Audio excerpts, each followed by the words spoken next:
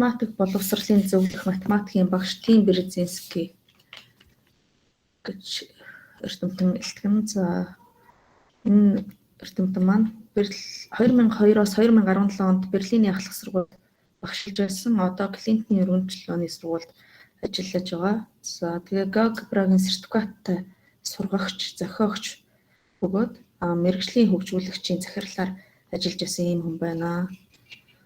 За ер нь ихтгэл хэлэлцүүлж байгаа сэдвүүд нь сурагчдыг математикийн хичээлд идэвхтэй оролцуулах, судлах, нээхэд чиглэсэн үйл ажиллагаа явуулахаас гадна мөн одоо багш нарт мөн чиглэсэн ийм үйл ажиллагаануудыг тасралтгүй хийдэг. За зөвлөх ажлынхаа хүрээнд бол дэлхийд даяарх математикийн багш нар удирдах ажилтнуудад зориулсан мэргэжил дэвшлүүлэх семинар бэлтгэлүүдийг тасралтгүй хэлэлцүүлдэг. За энэ хэсэгт ган чимэг маань орчуулагчаар ажиллаад явна. За ган чимгийг цааш удирдаад явна уу гэж урьж байна. За баярлалаа. Hi team.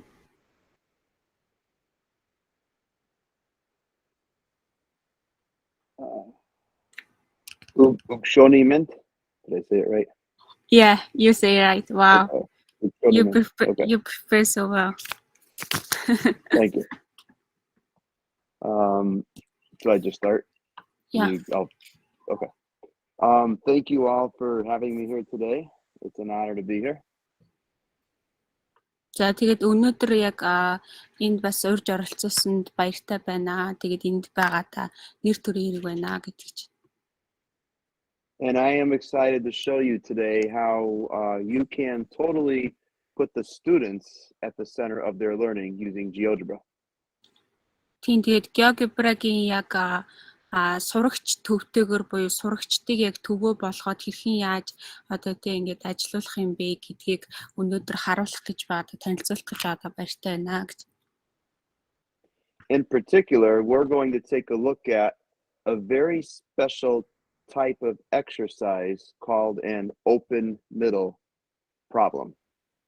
Тэгээд open middle problem гэж нэрлэгддэг буюу тийм яг монголчууд орчуулах юм бол нөхөх даалгавар гэж яг орчуулж болдог. Open middle problem гэж нэрлэгддэг маш онцгой ийм даалгавруудыг тасгалуудыг бол өнөөдөр авч үзэхээр байгаа. And the link to the problems I will throw in the chat right now. За тэгээд даалгаврынхаа холбоосыг нь яг одоо чатн дээр би юу тавьчихъя гэж. And with the help of Google Translate and from Ganchimeg, did I say it right? And from the help of Google Translate and Ganchimeg, we were able to take these exercises and translate them into Mongolian. За тэгээд she fixed my mistakes. Тэгээд Google Translate болон Ganchimeg-ийн тусламжтайгаар номоо ерөнхийдөө бол монгол руу орчуулсан байгаа. Тэгээд Ganchimeg бол ер нь миний алдаануудыг бол засчихсан байгаа. And so what we will do today is take a peek at some open middle questions where you teachers will take the role of the student. За тэгээд өнөөдрийн тухайд гэх юм бол open middle-ийн зарим одоо энэ тасгалуудыг авч үзэн тэгээд багш нар та нар маань гэх юм бол сурагч болж ерөнхийдөө бол орж ирж байна гэдгсэн. So I'm going to put my language in Mongolian because I know where everything is in GeoGebra. Тийм тэгээд өөрийнхөө яг вебийн хэлийг монгол хэл дээр болгочихсон байгаа. Ягаад тэгэхээр хаана нь юу байгаа бүгдийг мэддэг учраас. And so as a teacher, what I'm going to do is open this GeoGebra book and I'm going to create a lesson for all the activities that are inside. За тэгээд багшийн үед би яг одоо юу их гэж юм гэхээр энэ ГеоГебра номоо нээгээд тэгээд хичээл үүсгэх гээд номон дотор байгаа бүх материалуудаар хичээл ерөнхийдөө үүсгэх гэж байна. Again, your job is not to do this now. You're gonna take the role of the student, but as a teacher, you would want to press this button right here.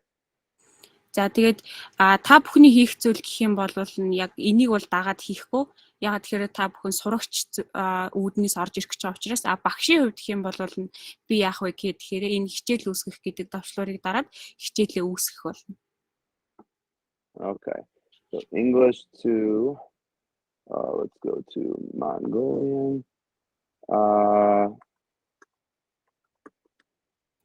Let's try this. All right.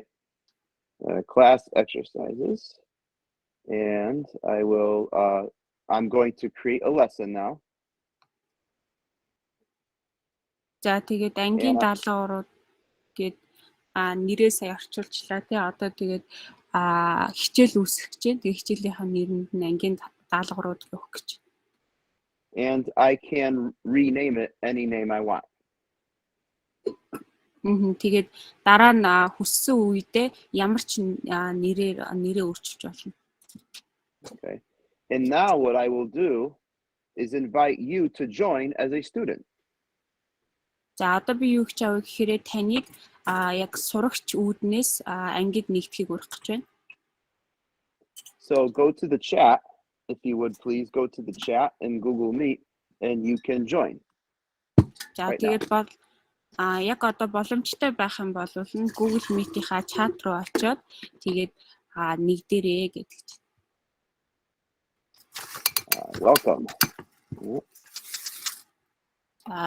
And as you join, you will see students join, you will see their names come on the screen. За тэгээ сурагчид нэгдэх юм бол тэ сурагч зүгээс нэгдэх юм бол нэр нь дэлгэцэн дээр харагдаж байгааг та бүхэн харж байгаа. So what I would if you want to get the most out of this session, I encourage you to take the Google Meet and make it half of your screen right here. За тэгээд ерөнхийдөө бол одоо энэ уулзалт болоод энэ одоо тэ даалгаврынхаа аль альнаас нь хоцрохгүй байхыг хүсэж байгаа бол дэлгэцээ яг ингээд 2 хуваагаарай гэж зөвлөх байна гэдэг. And where you join as a student, I would ask you to have an area to play on the right side.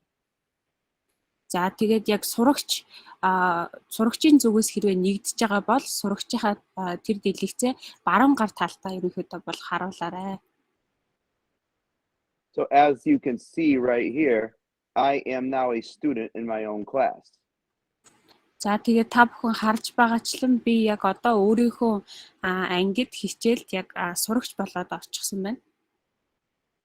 So for your screen, it would be ideal to have an area to play on the right where you can watch Google Meet on left side. За тэгэхээр таны дэлгэцэн дээр баруун гар талд бол таны хийх даалгавар буюу тэ хичээл харагдаад зүүн гар талд бол Google Meeting бол харагдана гэсэн. So let's talk about the meaning of open middle now. За одоо what that means. Одоо яг энэ open middle гэж яг юу гэсэн үг юм бэ? Юу гэсэн утгатай юм бэ гэдэг талаар ярилцъя. It seems like a funny name when you hear it. Тэгээд анх сонсох юм бол амар жоохон хөгжилтэй ч юм уу те нэг хачирхалтай нэр юм шиг санагдаж магадгүй.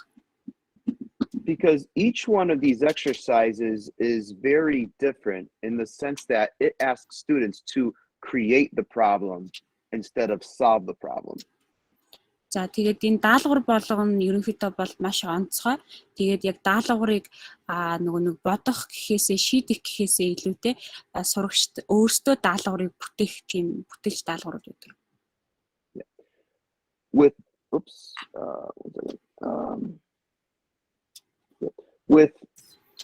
With open middle exercises, the beginning part of the problem, the beginning and the end of the problem is closed. Тэгээд энэ open middle энэ хүү даалгавар хувьд гэдэг юм бол эхлэл бөгөөд төгсгөлийн одоо тий одоо тавилт нь ерөнхийдөө бол хаалттай байдаг. It is the middle part of the problem that is open. Харин яг гол хэсэг буюу тий дунд хэсэг нь бол яг нээлттэй байдаг. it is open to how students interpret it. It's open to how students solve the problem. За тэгээд энэ нь болохоор сурагчид яаж хэрхэн тэр бодлогыг тэг шийдэх үү, бодох уу, тэг гаргалгааг олох уу гэдэг нь сурагчдад нээлттэй байдаг гэсэн. Many times the problems are very easy to understand, but they are difficult to solve. За их тохиолдолд тэг бодлогууд ойлгоход амар ч гэсэн тэг шийдэхэд бодоход хэцүү байгаад байдаг. Let's start with an easy example. За тэгээд бүгдээрээ яг амархан жишээнээс эхэлцгээе. So there we go. So let's take a look at the first item here. За тэгээд under algebra. Айлгүр гээд тэг гарчиг байгаагийн хамгийн доотлолт нь байгаа хамгийн ихний одоо материалаас эхэлье гэж. Algebra. And yes, right here, where you see the blue background. Цэнхэр ийм одоо тий артлын ийм зурагтай хуваарлагдах чанар гэсэн ихний дасгал байна. And you see the directions in front of you. За тэгээд яг та бүхэн юу нөгөө нэг зааврыг нь харж байгаа. I would like you to drag the number tiles around in this screen. Try to create a valid setup. Тэгээд та бүхнийг энэ тоонууд байгаа тий энэ тоонуудыг нааш цааш нь чирээд тэгээ ерөнхийдөө бол илэрхийллийг үнэн байх тэр илэрхийллийг зохиогоорой гэж хүсэж байна. But here you cannot use a digit more than once. Тэгээ энэ тохиолдолд гэх юм бол цифр давтагдаж болох нэг цифрыг нэг удаа буюу нэгээс илүү удаа ашиглаж болохгүй байгаа. An exercise like this for teachers is easy. Ийм төрлийн даалгавар нь мэдээж хэрэг багш нарт бол амархан байна. But for students who are learning algebra, it can be a challenge. Гэхдээ айлгүрийг сурж байгаа суралцагчтай гэх юм бол энэ нь тэг хүндрэлтэй ч юм уу чаленж юм байж болох юм. And this problem, when given to students, it would be ideal for students to talk with each other about what setups could work. Тэгээд энэ даалгаврыг суралцагчдад өгөөд тэгээд яг юу хүлээж байгаа юм бэ гэхээр сурагчид хоорондоо тий яаж хэрхэн энийг шийдэж болох вэ гэдэг талаар ярилцах нь яг хүлээгдэж байгаа үр дүн гэдэг. See here, the number 5 is no good in this location. За ингээ харах юм бол энэ хамгийн урд би 5-ыг байрлуулсан байна тий энэ бол яг тийм жогновчтой яг байрлуулсан зүйл биш байна. And if I spoke fluent Mongolian, we would be having a discussion as to why. Тийм тэгээд яагаад гэдгийг нь бас би хэрвээ би монгол хэл мэддэг байсан бол бас яагаад гэдгийг нь бас илүү ярилцах байлаа. But can you see why having a 5 here is no good? За тэгээд яагаад энд байрлсан байгаа 5 нь тийм сайн биш вэ? Биш байрлалтай байна вэ? Яг зөв биш вэ гэдгийг та харж чадчихэв нөө. Well, I mean, 5 times a number either ends in 0 or 5. За тэгэхээр 2 5-ын 10 болох гэдэг юм тий. So we should try something different. За тийм учраас арай жоохон өөрөөр оролдъё. I like to ask students what digits cannot go here. За тэгээд би яг ихэвчлэн суралцагчдаас энэ байрлалд яг аль та цифр нь очих боломжгүй вэ гэдгийг ихэвчлэн асуудаг. 1 cannot go there. Нэг тэнд байрлаж болохгүй. Neither can 0. Тэгч гэсэн боломжгүй.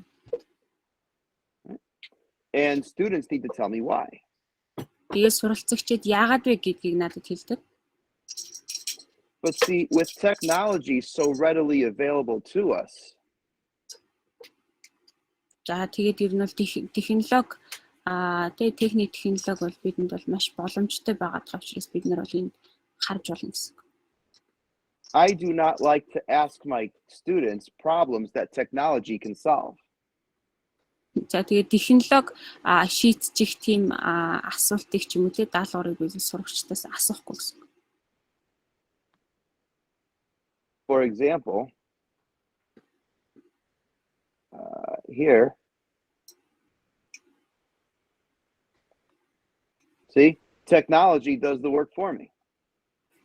За жишээлбэл энд ингээд те жишээ бодвол ингээд технологи бол миний өмнөөс бол эдгээрийг бол бодоод өгчөж байна надад. So as teachers, it is important that we give students exercises they cannot readily answer using technology. За тэгэхээр багш нарын хувьд гэх юм бол сурвалжчдаас тэд нар технологи ашиглаад хариулчих тийм боломжгүй тийм даалгавар асуултуудыг бид нэр асуух хэрэгтэй гэсэн. While being able to make sure that they can still think critically. Тэгээд ерөнхийдөө бол шүүмжлэлтэй байдлаар тэ бодох сэтгэхт нь надад сурагчдад туслана гэсэн. Oftentimes, I don't ask my students to solve problems. Instead, I ask them to build them, to create them. Тэгээд ихэвчлэн би суралцагчдаас даалгаврыг ч юм уу тэ асуудлыг шийд гэж хэлдэггүй, харин би асуудлыг бүтээ гэж хэлдэг. And that's what all of you are doing here right now. Тэгээд энэ бол яг одоо та бүхний хийж байгаа зүйл байна. This is an example that I would use in pre-algebra or algebra 1 when students learn the distributive property. За тэгээд нөгөө нэг pre-algebra айлгуур 1 гэдэг төвшний ерөнхийдөө бол айлгуур сурж байгаа суралцагчдаа бол энэ даалгавруудыг бол би өгдөгөө. Okay. So again, this is an example of a simple open middle question. Very simple.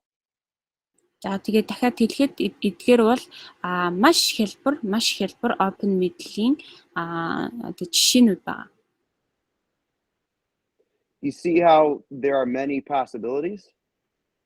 Тэгээд маш олон боломжууд хувилбарууд байгаа гэдгийг харж байна. But the students are the ones doing the thinking, the students are the ones doing the creating.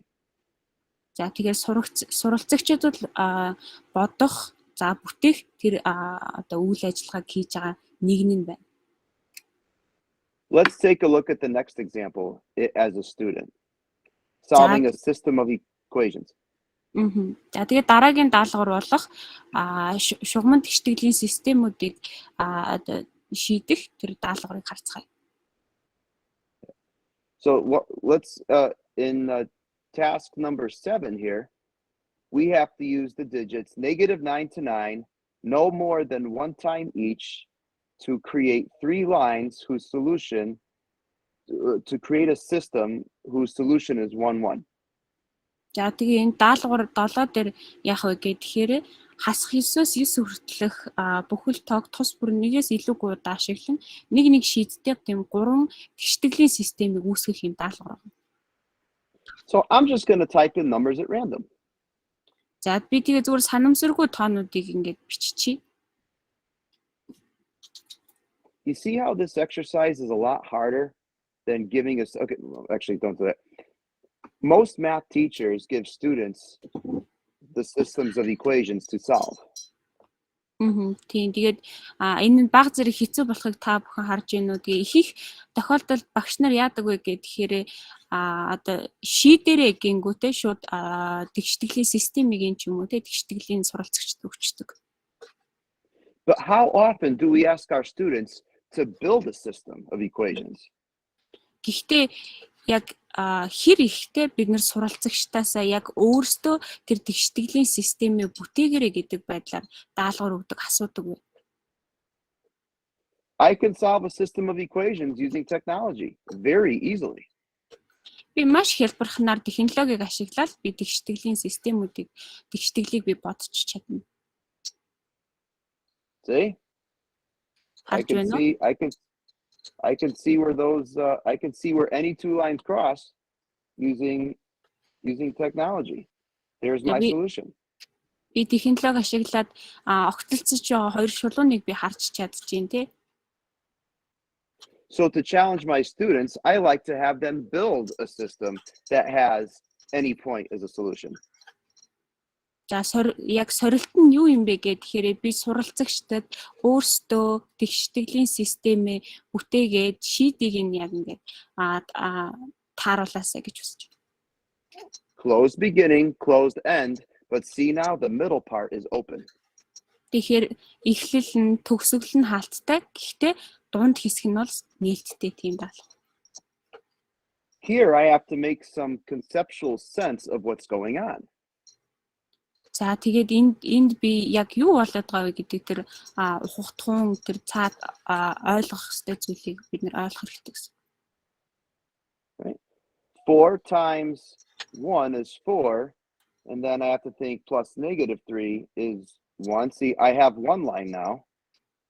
За тэгэхээр 4-ийг x-ээр үржүүлээд за тэгээд дараа нь хасах 3 гингүүд одоо бид нэр дахиад энд нэг шулуун гараад ирлээ. I can try the line y equals x. That works. За тэгээд дахиад тэ 1x гээд бичээд үзсэн чинь энэ болчихлоо. But wait a minute, it doesn't work because I'm not allowed to repeat a digit. За байж гараа энэ болсонгүй ягаад гэхээр би тэ ямар нэгэн цифр тоо давтан ашиглах боломжгүй шүү дээ. You see how this becomes way more of a challenge for students now? За одоо энэ нь яг бидний бодсноос илүү тэ одоо хүндрэлтэй ч юм уу тэ чаленжийн сурагчдад болж эхэлж байгааг харж байна уу? Building a problem is a lot harder than solving a problem. За тэгэхээр тэ бодлогыг бүтээн гэдэг нь бодлогыг бодохоос илүү хамаагүй хэцүү байдаг. So I cannot repeat the ones. За тэгээд би энийгээ давтан хийх одоо боломжгүй татах боломжгүй байгаа тийм тий. I have had students work on this problem in my classes where they realize that I cannot have a line with a slope of 1 because the numerator is the same as the denominator. За тэгээд ерөнхийдөө бол миний тэг хичээл задаг суралцагчд маань бол ингээд ойлгосон байгаа. Тэр нь гэдэг юм бол тэ хамгийн их ерөнхийдөө хамгийн бага ерөнхийдөө зэрэгс шалтгаалаа энэ нь бол бас яг тиймч боломжтой бол биш байгаа даа гэдэгт бол одоо гаргалаа гаргасан. So we have to think a little more critically. За тэгээ энд бол бид нэр илүү яг шүүмжлэлтэйгээр илүү нухацтайгаар бодож үзэх шаардлагатай болж байна. Here's another one that works. But wait a minute. I used the number 1 once and then I used it twice. За энд дахиад нэг яг шийдлийг оллоо гэж бичиж үзье те. Гэсэн чи яасан бэ гэдгсэн чинь би нэгийг дээр ашиглаад дахиад нэгийн цифрыг би дахиад тэр доор ашиглчихсан байна. But that gives me opportunities to have discussions with students about how we can write a fraction differently. За тэгээд энэ нь надад те энэ бид нар энэ бутархааг хэрхэн яаж өөрөөр бичих боломжтой юм бэ гэдэг талаар те ярилцах боломжийг надад олгодог. I mean, couldn't I guess like if I have a slope, how else can I rewrite a slope of 2? За тэгээд ерөнхийдөө бол те одоо Yeah, how can I write a slope of 2 differently? Би хэрхэн яаж налалтыг те ингээд өөрөөр бичих вэ боломжтой вэ гэдэг. Maybe 6 divided by 3? Магадгүй те 6-г 3-т хуваагаад уу? It still works. Яг энэ нь болж байна л да. And some students, very few students actually discover that they could just make a slope of 0. За тэгээд сурагчдын маш цөөхнөн те тэд нар яг тэгээр яг налалтыг бол бичиж болно гэдгийг нь бол олж нээдэг байна. Oh, well, wait a minute, I have a repeated digit. Гэхдээ энд би дахиад л тэ цифрээ давтчихсан байна. I think the 1 repeats. You see how it repeats? За нэг давтагдсан юм шиг байна те. Яаж давтагдсан байгааг нь харж байна уу? So another opportunity for a great discussion. What could we do differently? За тэгээд дахиад л те бид нэр яаж өөрөөр хийж болох боломжтой вэ гэж ярилцах тэр боломж гарч ирж байна гэсэн. And students realize, oh, I can write 4 divided by 1 is 8 divided by 2. За тэгээд би тэ 1/4 гэдгийг би нэрээ 2/8 гэв 8-ыг хуваах нь 2 гэдэг байдлаар бичиж болох юм биш үү гэж сурагчид гаргаж ирнэ гэсэн. And look at that, no digits repeat. Одоо харах юм бол ямар ч цифр давтагдаагүй байна. And so now, as a teacher, and here I ask my students to show the algebra as to why it works. За тэгээд дараа нь би энэтэй суралцагчтаасаа айлгүрийн аргаар буюу те ер нь яагаад ийм байгаа юм бэ гэдгийг нь тайлбарлах тийм даалгавар өгсөн байна. You know, I can actually have them show me why on paper or right here why this actually works. Whatever 0.9 plus 1. See, and they still have to show the algebra after they create it, but let them create it. Тэгээд энэ дээр ерөнхийдөө бол тэ энэ цаасан дээр яагаад ийм байгаа юм бэ гэдгээ батлах тэ ингээд бодолтой хийх тийм одоо боломж талбарыг бол би олгож өгсөн байгаа. Тэгээд та нар харж байгаачлан хэдийгээр тэднэрдээ бүтээсэн ч гэсэнтэй мөн ялгаагүй тэ айлгүр ийм бичлэг бодолтой энэ бас хийж байгаа гэдгийг та нар бас анзаараарай. And here I created this where teachers can give students any point. Now I thought that is draggable. I'm sorry, I could change that. But you could give them a lot of different versions of this question where they can move this point anywhere they want. I promise I'll fix it later. I can't move it. Тэгээд одоо бүгдээрээ энэ нэг гэсэн энэ цэгийг тэ өөр координатыг нь өөрчлөөд тэгээд шийдийг нь өөрчлөөд тасгалаа өөрчлөх боломжтой гэдгсэн үг. Тэгээд энэ цэг ер нь бол хөдлөх боломжтой байх хэрэгтэй байсан. Тэгээд ер нь бол хөдлөхгүй байгаа талаа л да. Гэхдээ би дараа нь ер нь бол яг ингээд хөдлөх боломжтой болгочноо. But see, here I can still see everybody's work, right? Some people are already on geometry, but you can see everything in real time, which is cool. Let's talk about geometry next. Let's look at a geometry example. За тэгээд одоо энд би ерөнхийдөө хүн болгоны хийж байгаа байдлыг ерөнхийдөө харж байна те шууд тэр дорно гэх энэ бол маш кул гахалтай зүйл байгаа даа. Одоо бүгдээрээ геометрийн жишээ рүү орцгоё. So in this open middle exercise, the directions are given here. За энэ одоо тий open mid энэ нөхөх даалгаварт гэдэг юм бол мэдээж хэрэгтэй заавар нь бол өгөгдсөн байна. And the goal here is to build a parallelogram with no repeated coordinates. За тэгээд энэ даалгаврын зорилго нь гэдэг юм бол юу юм бэ гэхээр давтагдсан координатгүйгээр параллелограмыг байгуулах үүсэх байна. Well, I should say the coordinates of the vertices do not repeat at all. За тэгээд би ерөнхийдөө бол тий оройнуудын координат нь давтагдсан байхгүй юм а гэж бол хэлэх хэрэгтэй байсан байна. Let's see, the typical the easy setups don't work here because the y coordinate repeats. За тэгээд ерөнхийдөө бол маш амархан байдлаар бол энэ бол бодогдчихгүй. Ягаад гэхээр энд бол y координат нь бол одоо давтагдаад байгааг бол харж болж байгаа. So here I ask geometry students to build a parallelogram with no repeated coordinates, and then they have to prove to me why it is a parallelogram. За энэ даалгаварт би геометри сурж байгаа суралцагчдаас энэ координатанд давтагдаагүй тийм параллелограмм байгуулаарай. Тэгээ байгуулсан бол яаж байгуулсан, яагаад ийм байгаа юм бэ гэдгийг тайлбарлаарай гэдэг байдлаар хэлдэг байна. So this is no good because 6 repeats. За энэ ерөнхийдөө бол тийм сайн бассангүй. Ягаад тэгэхээр 6 бол давтагдчихлаа. It looks a lot easier than it actually is.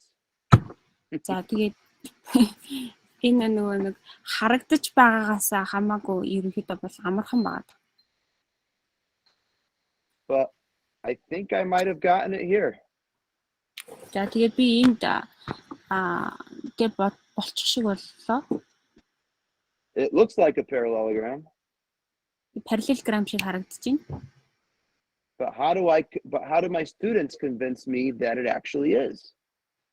За тэгээд би сурвалжлагчд маань энэ яг параллелограмм байна гэдэг байдлаар яаж батлах нь уу те эргээгээд одоо харуулах нь уу гэдгийг хардаг ба. We can use the slope tool. За бид нар энэ налалт гэсэн хэрэгслийг бид нар ашиглаж байна. And find the slopes of all 4 sides.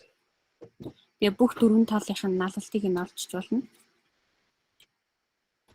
And I think we have it.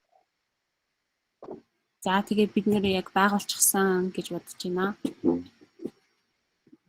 The slopes of both pairs of opposite sides are equal. За тэгээ эсрэг талуудын налалтууд нь тэнцүү байгааг харж байгаа. Therefore, it must be a parallelogram. Тийм учраас энэ бол параллелограмм байхаас зайлшгүй байх нэ. We could also measure side lengths.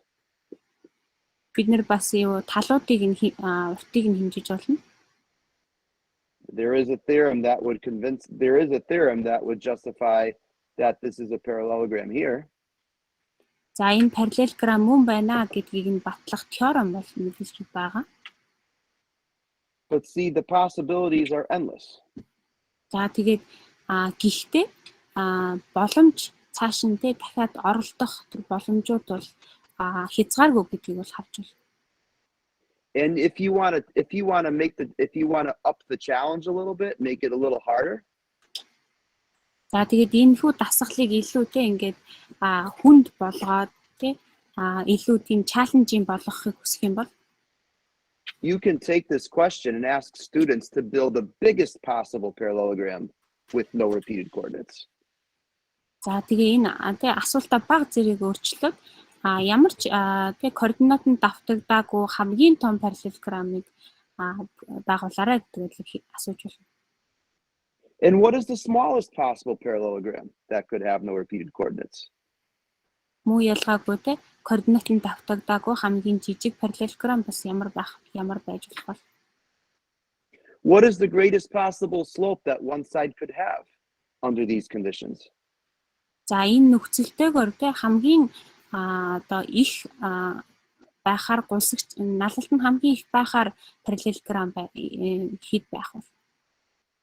With open middle, you could take one question and ask several versions of it to make students think at higher levels.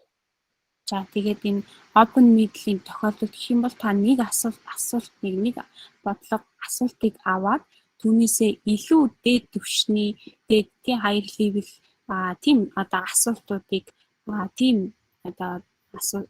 бодох боломжийг сурагчдад олгож болно гэсэн. In my classrooms, I have seen students argue a lot about what the best possible setup could be. За тэгээд миний ангид хичээл дээр гэх юм бол ихэнхдээ бид суралцагчид хоорондоо санал зөвлөлтөд маргалдаад энэ нь юм байж болно, тэр нь тийм байж болно гэдэг байдлаар мэтгэлцээ өрнөхийг бол би хардаг. And when my students are arguing mathematics, I know they have a deeper understanding of what's going on. За тэгээд суралцагчид маань математиктэй холбоотой энэ мэтгэлцээ ч юм уу энэ үүсгэх үед би тэднийг энд яг юу болоод байна гэдгийг тэд гүн ойлгож байна да гэж би боддог. Let me show you I'll quickly show you one or two more examples. За тэгээд маш хурдхан нэгээс хоёр бас жишээг та бүхэнд харуулъя. The next one is a trigonometry question. За дараагийн даалгавар бол тригонометрийн тийм холбогдолтой дасгал байна. Using digits 0 to 9, no more than one time each, create a trig function with minimums and maximums. За тэгээд энэ даалгавар нь гэх юм бол тэгээс 9 хүртэлх цифруудыг тус бүрээс нэгээс илүүгүй удаа ашиглаад тэгээд хамгийн бага хамгийн их утгыг нь тийм нөхөд хоосон нүднүүдийг нөхөд функцийг байгуулах юм. See, as I change GeoGebra, I can graph it quickly. За тэгээд би энд ингээд тоонуудыг өөрчлөх үед ГеоГебра ер нь бол график маш хурдан байгуулж та бүхэн харж байгаа. And it looks like I have a minimum of 1 at x equals 2. Минимум хамгийн бага утга нь 1 юм шиг харагдаж байна. Тэгээд x-д бол 2 харгалзаж байна. Oh, but 4 is repeating. I cannot repeat the 4. So maybe I should make this a 5. Энд 4 давтагдсан байна. Тэгэхээр энэ 4-ийг 5 болгочихъя. Тэгээд энэ 3-ыг 1 болгоод. Oh, but now the maximum is at 2, and that's it. That's a max of 8. Oh no, that's min. Одоо минимум 2 x-д болохоор 8 харгалзаж харагдаж байна. Right. Unless maximum. I'm sorry, which one is maximum? Is it this one? Or is this minimum? The maximum one is the right side, and minimum one is left side. Okay, thank you. So a minimum of 2 at x equals 4. Хамгийн бага нь 2, x нь 4 харгалзаж байгаа шиг байна. And the maximum is 8 at x equals. Хамгийн их нь 8, тэгээд x 6 харгалзаж байгаа шиг байна. But I still repeat the 4. Дахиад цифр давтагдчихлаа. 4 давтагдсан байна тий. So maybe I have to do this. You see how this is more of a challenge for students? There's many possibilities, but they have to find them. За одоо энэ жоохон өөрчлөлт энийг тийг болгочих. За гэхмэчлэн ер нь бол энэ нь ямар тийм одоо чаленжийн сорилттой баг зэргийн тий одоо хүндрэлтэй вэ гэдгийг харж болох. Тэгэхээр маш олон юм одоо боломжууд маш олон тийм гаргалгаанууд энд бол байгаа гэсэн. Last but not least, here is an example from calculus. За тэгээд сүүлийнх нь гэх юм бол тоо тоололттой холбоотой. Using digits 0 to 9, no more than one time each. За энд бол тэгээс 9 хүртэлх цифруудыг нэгээс илүүгүй удаа ашиглах нь тус бүрийг нь. Fill in the boxes to create a function, tangent line, and point of tangency. За тэгээд энэ хоосон нүднүүдийн хооронд тэгээд тоонуудыг нөхөх нь. Тэгээд ерөнхийдөө бол танкс функцийг байгуулах нь.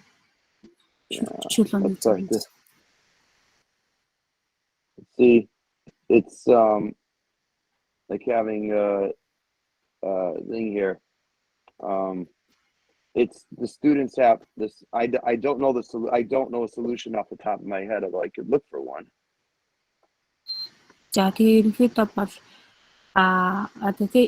ерөнхийдөө бол шийдлийг бол сайн мэдэхгүй байгаа дээ. Тэгэхээр нэгийг хаагаад үзчихье. 1 second. Here it is. Энд байх шүү. Found it. Олчихлоо. 4, 5, 7, 1, 6, 9, 3. Okay, 4, 5, 7. 4, 5, 7. 4, Okay, 5, 7, 1, 6, 9, 5 байх шиг байна тий. 1, 6.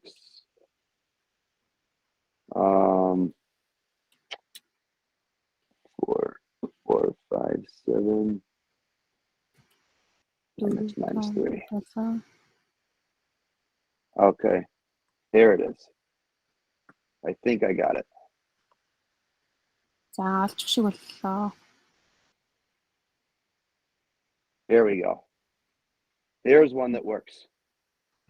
За энэ шийдэл нь болохоор нэг шиг үнэ. For calculus students, that is a challenge. They have to build the problem. За тэгээд ерөнхийдөө бол тоо тоол үзэж байгаа юм те. Калкулус үзэж байгаа сурагчдын хувьд гэх юм бол энэ нь бол бас нэлээд чаленжинг байна. So that is really the theme of Open Middle. That's kind of what Open Middle is about. За тэгээд ерөнхийдөө бол те бидний сэдв бол Open Middle даалгаврууд байгаа та тэгээд Open Middle буюу юу юм одоо нөхөн хэлбэрийн даалгаврууд энэ юу гэсэн утгатай юм бэ гэдгийг дээр харлаа. And that is my presentation. I guess it's time for a few questions and answers. Тэгээд миний яг ярих гэсэн үзүүлэх гэсэн зүйл бол ийм байлаа. Тэгээд одоо бол асуулт асуух хариулах хэлэлцүүлгийн цаг байгаа гэж бодож байна.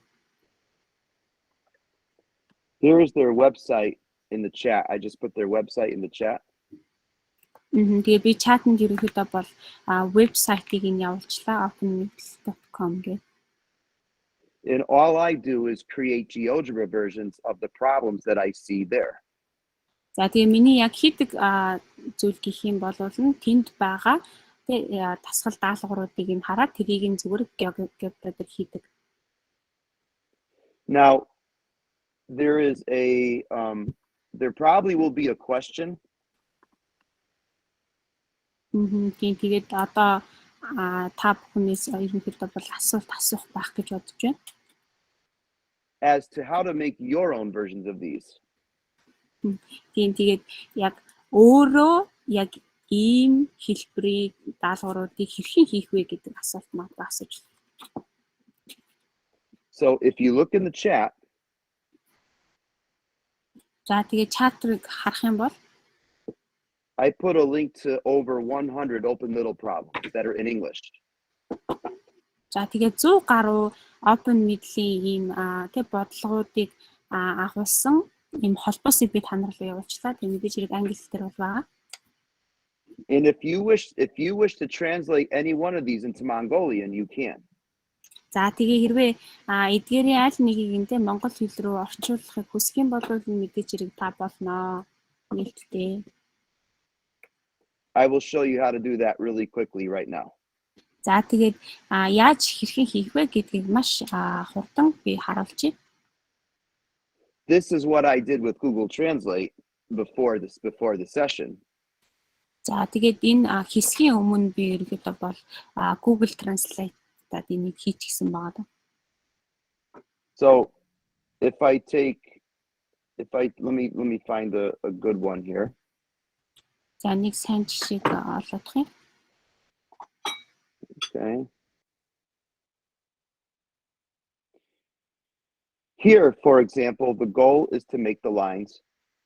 The goal here is to make the lines parallel.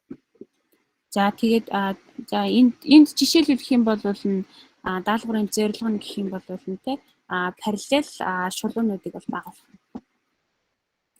So what I need to do is go when I find an activity that I like. За тэгээд би юу хийх хэрэгтэй гэхээр би нэг үйл ажиллагаа олоод тэр нь надад таалагдлаа гэж бодъё. Go to the 3 dots in the upper right corner. Баруун дээд ууланд байгаа 3 цэг дээр дарна. And select copy activity. Тэгээд ерөнхийдөө бол үйл ажиллагааг хувилах гэсэн бичиг гарч ирнэ. Энэ тохиолдолд бол номыг гэж байна.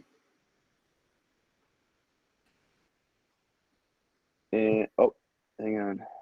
Actually, you're copying the book or book. Oh no, I don't want to do that. Oh, select copy activity. Sorry. Yes. Okay.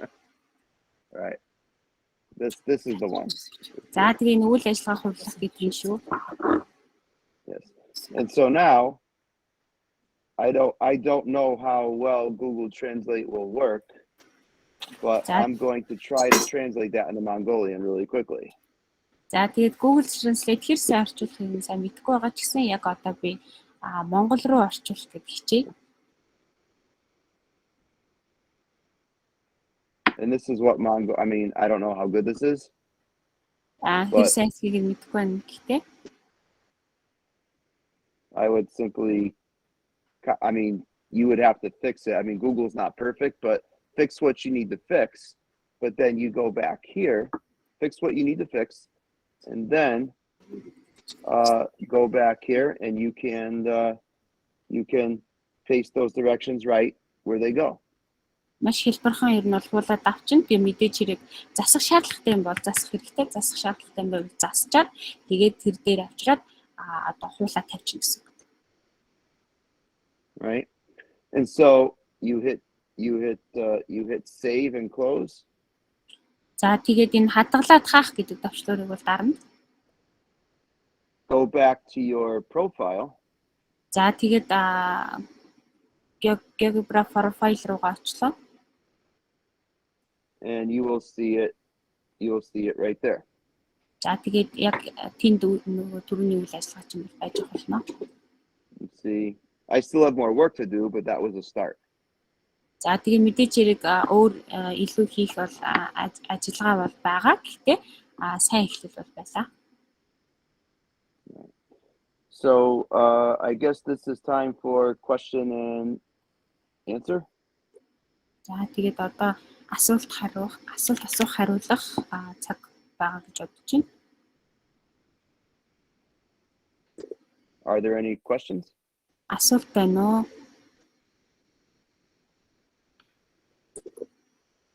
Yeah, I can ask one question. Yes. Thank you, Tim. It's very nice to see you again. Likewise. We met in Linz, maybe I remember. in 2018. And I remember. Very glad you and Ç.Навчаа connected, and you gave us such good, very interesting presentation. My question Thank is, the link you shared is you made very huge resources. You created about how many resources are there? Can you count it? Did you count it? Open middle ones? Yes. Thousands? I think over 100, maybe 130. I'm not sure. We need to transform these resources to our curriculum. I mean, some of them are difficult for our students. For example, geometry K-12. Maybe some resources are difficult, or some resources are easy. So it's very good resource for us. And also, thank you. Yeah. And you can get a lot from Open Middle site too. A lot of times, like I just told my Google Lens over the words in English, and you can get it in Mongolian, you know, or whatever. Sometimes it's not perfect, but you get the message. You know, it's pretty easy to do. You know. So yeah, it totally, like, I think to translate those 5 activities in Mongolian took me an hour or an hour and a half, and then I had help. So thank you. So she made it way better because Google's not perfect, but we were able to play with it today. So my question was about how many resources. So thank you very much. Yeah, Open Middle 130. When my own personal collection on GeoGebra, I think there's over 2,000. I don't know, but I haven't counted. It's an estimate. I have no idea. Яг бүр тэгж тоолоогүй ч гэсэн ерөнхийдөө бол 130 орчим бол үйл ажиллагаа байгаа гэдэг чинь яг өөрийнх нь аккаунтанд бол 200 гаруй open meeting team тасгалууд байдаг гэдэг. Тэгээд зөвхөн ерөнхийдөө тэ утсаа гаргаж ирээл та ингээд Google Translate-аараа харчих юм бол яг төгс бич гэсэн ерөнхийдөө бол утга агуулгыг нь бол харчих боломжтой байна.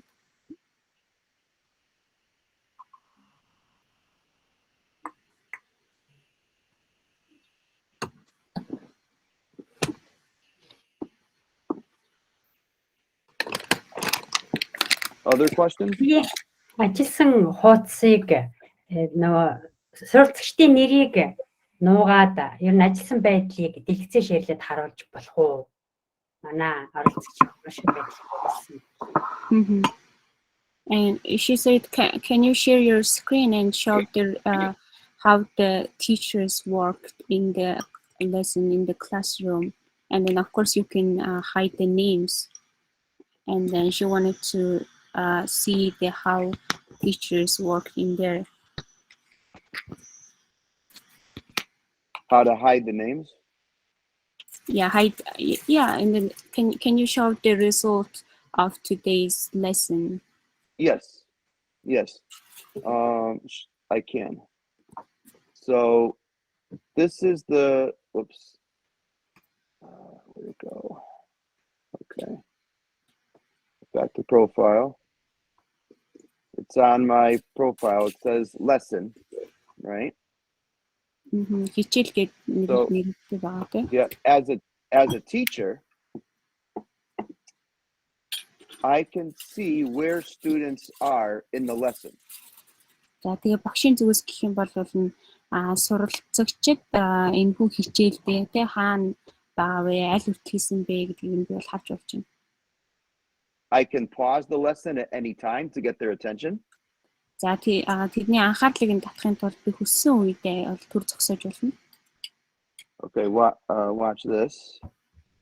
За нэг юм харуулъя, энийг хараарай. If I select pause lesson right here. За яг энд байгаа төр зогсоох гэдэг төвчлөрийг дарах юм бол I cannot touch it as a student.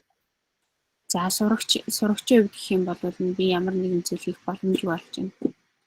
Until the teacher hits the play button again. За тэгээ үргэлжлүүлэх гэсэн товчийг багш дарахаас нааш би үргэлжлүүлэх хийх боломжгүй гэсэн. Here I can hide student names. За энд нэрсийг нуух гэдэг суралцагчдын нэрсийг нууж болно. This is great for teachers to do when they want to display student work. Тэгээ суралцагчдын энэ ажлыг нь гүйцэтгэлийг нь харуулах гэж байгаа тохиолдолд энэ бол маш сайн сонголт байна. I do this when I display all students' work to the class as a whole, and they could analyze each other's work. Тэгээд яг бүх анги нийтийн хувьд гэх юм бол сурагчдын гүйцэтгэлийг харуулад тэгээд нэгнийхээ хийсэн ажил дээр анализ дүгнэлт хийх гэж байгаа тохиолдолд би нэрсийг нь нууцдаг. In that way, any student who makes a mistake does not feel embarrassed. За тэгээд тэр тохиолдолд гэх юм бол алдаа гаргацсан байгаа эсвэл алдсан сурагчдын хувьд гэх юм бол эвгүй байдалд орохгүй байж чадна гэсэн. But each one of these thumbnails tells me a lot of information. За тэгээд энд харагдаж байгаа тийм дөрвөлжин энэ нүднүүд гэдэг юм бол маш их мэдээллийг надад хэлж өгч болж байна. For example, I can see one student is on task 9 out of 20. За жишээлбэл гэдэг юм бол нэг суралцагч 20 даалгавраас 9 хүртэл хийсэн байна. If I click on that student's thumbnail, за тэр суралцагчийн энэ хар зэн дээр дарах юм бол I can now see all the work completed by that student. За тэр суралцагчийн хийсэн бүх даалгавруудыг би харж байна. And I can scroll through other students' work as well. Тэгээ бусад суралцагчдын даалгаврыг ч гэсэн ерөнхийдөө бол гүйлгэд харж болно. And see where they are. Тэгээд тэдний хаана явсан байна, ямар ахиц дэвшилтэй байна гэдгийг би харж болно.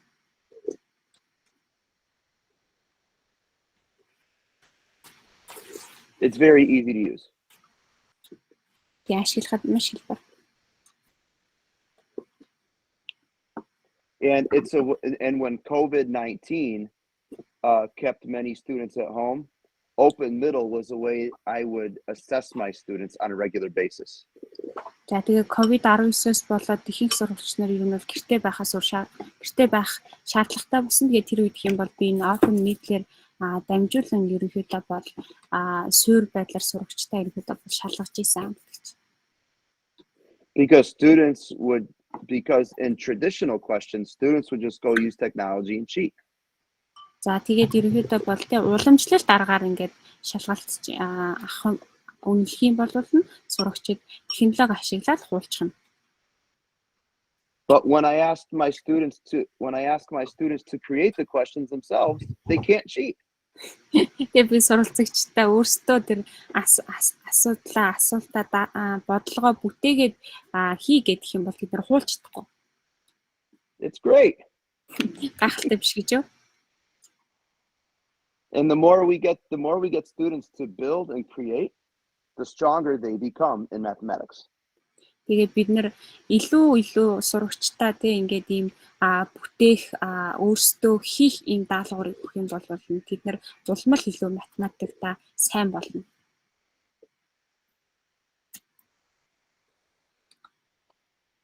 I was wondering, is it possible I can ask people to turn on their cameras so I can take a big picture? Is that okay? It's okay if they don't want to. I was just curious. Yeah, I'll translate. За тэгээд та бүхний камера нээгээд өөрсдийгөө харуулад би нэг том зураг авчиж болох уу гинэ. Тэгэж болох уу? Камера нээгээд өгөөч гэж. People, yeah. You gotta take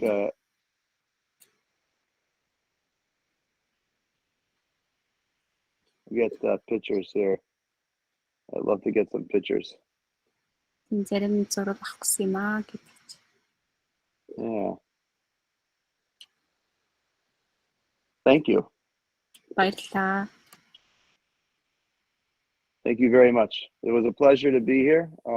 Have a fun conference, and I hope to see you again soon. Маш их баярлалаа. Тэгээд конференцт амжилт хүсье. Энд бас илтгэсэндээ маш таатай байна.